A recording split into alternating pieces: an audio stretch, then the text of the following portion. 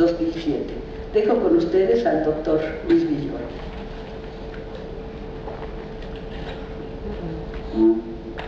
Bueno, agradezco mucho esas palabras y quisiera ahora decir otras cosas. Quisiera ahora hablar de justamente de lo que usted acaba de hablar y lo que tú acabas de hablar y lo que acaba de hablar el doctor López Hosti, de la pluralidad. México es un país plural, absolutamente plural. Pluralidad de los indígenas, pluralidad de todas las culturas que existen en nuestro país. Quisiera hablar de esa pluralidad y de esa pluralidad pues, quisiera hablar también en relación con los derechos. Los derechos, el término de derecho es un término muy occidental, pero es un término también empleado mucho en las comunidades indígenas.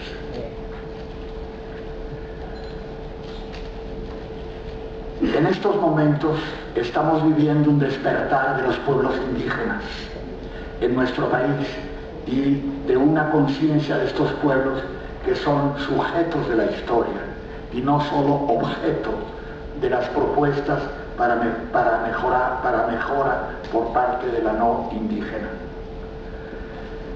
Este paso de los pueblos indígenas a una plena conciencia de su carácter de sujetos en la historia nos ha llevado al problema nacional de plantear los alcances, los límites de lo que pudiéramos llamar un derecho a la libre determinación de los pueblos.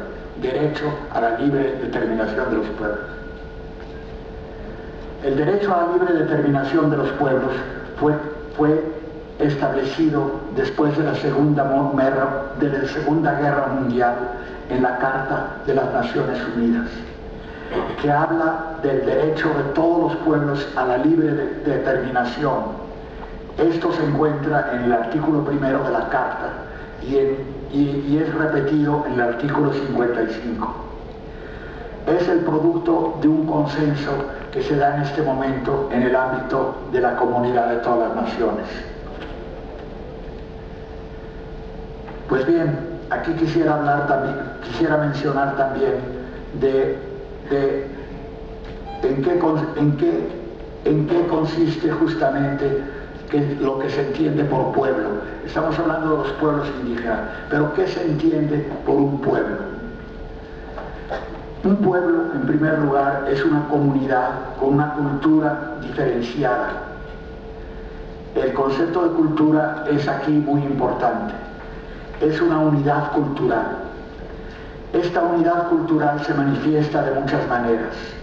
La lengua puede ser una de sus manifestaciones más importantes en una cultura, pero se manifiesta también en las costumbres aceptadas tradicionalmente y que perseveran en el seno de una cultura, en sus modos de vida, en las instituciones sociales, en las reglas en relación con las relaciones humanas. Se manifiesta por último en las formas superiores de la cultura, en una cosmovisión de la que habló antes, por ejemplo, López Hosti. Una manera de ver el mundo, una manera de practicar las relaciones humanas, una manera de concebir la relación del hombre con la naturaleza, unidad de cultura, primera nota que estoy subrayando. Segunda nota, la conciencia de los miembros de esta comunidad de que pertenecen realmente a un pueblo, es decir, que hace falta añadir la conciencia de cada individuo de que es parte de él, de ese pueblo. Tener conciencia de pertenecer a un pueblo quiere decir también, particularmente, tener un proyecto común. Recuerden ustedes la famosa definición de Renan, que podría aplicarse a esta noción de pueblo, porque toda nación, dice Renan, es un pueblo. La definición de nación dada por Renan, como recuerdan ustedes, es un plebiscito cotidiano. En las comunidades indígenas hay este plebiscito cotidiano, es decir, un proyecto de vida compartido cotidianamente por todos. Nosotros nos sentimos mexicanos en la medida en que compartimos una cultura común, que tiene naturalmente muchos rasgos semejantes a otras culturas. Hay una cultura mexicana, todos lo reconocemos, aunque tenga raíces distintas. Y segundo, nos sentimos mexicanos, es decir, queremos ser mexicanos. Es un plebiscito confirmado.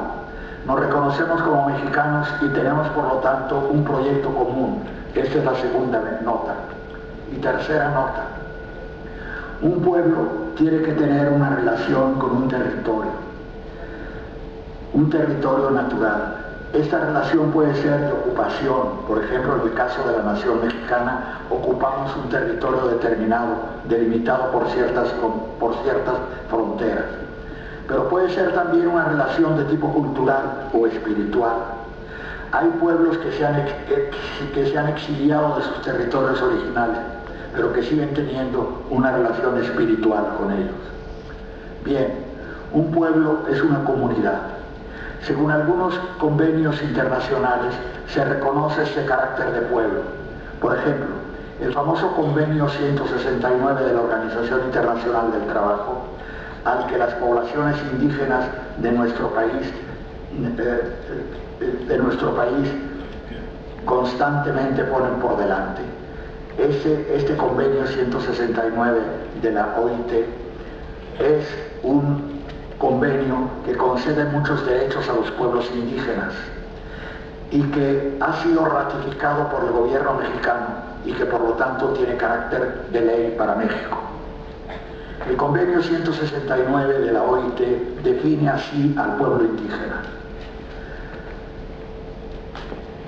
Más o menos tiene las siguientes características.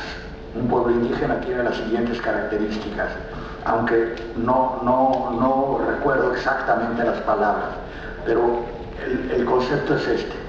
Si se califica de indígena, se añade la característica de esta comunidad que tiene una cultura definida, una voluntad de pertenecer a una unidad, a un proyecto común y una relación con un territorio que desciende de los pobladores originales del territorio mexicano antes de la colonización. Por eso son indígenas. Pueblos indígenas quiere decir esto, pueblos originarios de este país. Hay también disposiciones muy claras de las Naciones Unidas, donde se hace nítidamente la distinción entre pueblo y Estado. La prueba es que muchas disposiciones de las Naciones Unidas y dictámenes circunstanciales que se han tomado en el Consejo de Seguridad de la ONU hablan del derecho de ciertos pueblos que no son Estado. Un caso destacado es el pueblo palestino, por ejemplo. Desde los principios del conflicto de Israel con Palestina, en Palestina, ha habido muchas disposiciones de las Naciones Unidas en las cuales se habla del pueblo palestino como sujeto del derecho de autodeterminación y sin embargo no es un Estado, aunque quisiera serlo. Entonces, este es un simple ejemplo de cómo se puede utilizar el concepto de derecho aceptado por las Naciones Unidas desde luego, para los pueblos indígenas de México. En esta interpretación, entonces, los pueblos indígenas de México, que tienen unidad de cultura, manifestada en su lengua, que tienen instituciones propias, voluntad de permanecer como pueblos, proyectos comunes y relación con un territorio, esas son las notas del derecho internacional y todas ellas serían, por lo tanto, todos los pueblos en México serían sujetos a la libre determinación. El Estado Nacional se concibe como una entidad nueva, que es el resultado de una serie de individuos que se reúnen, pactan entre sí y constituyen una nueva entidad que homogeneiza y unifica a esta totalidad de individuos.